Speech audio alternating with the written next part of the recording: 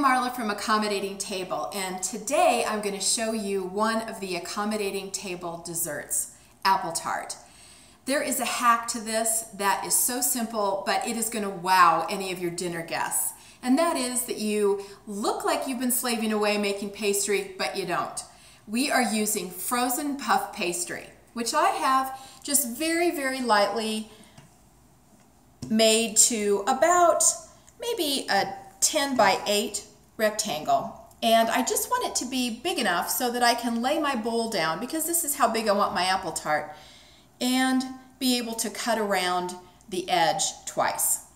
So I have done that over here, and I also have scored this. Now when I talk about scoring, I don't mean cutting all the way through. You're just going to make about a 1/2 inch cut all the way around this round, and that will give you a model as to where you put your lovely little petals of apple, and it also will give a rise to this dough, and you'll see that when we take it out of the oven.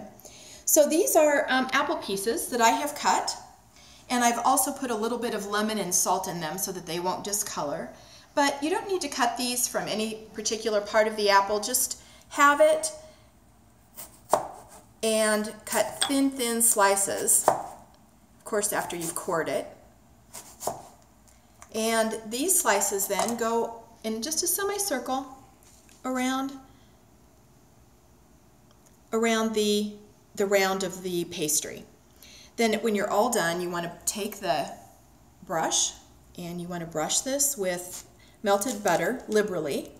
And you want to make sure that you're not only covering the apples, but you're also covering the pastry. And then at the very end, you want to just hit this with a little bit of sugar, about a 1/4 cup for 4 of these pastries, so not very much.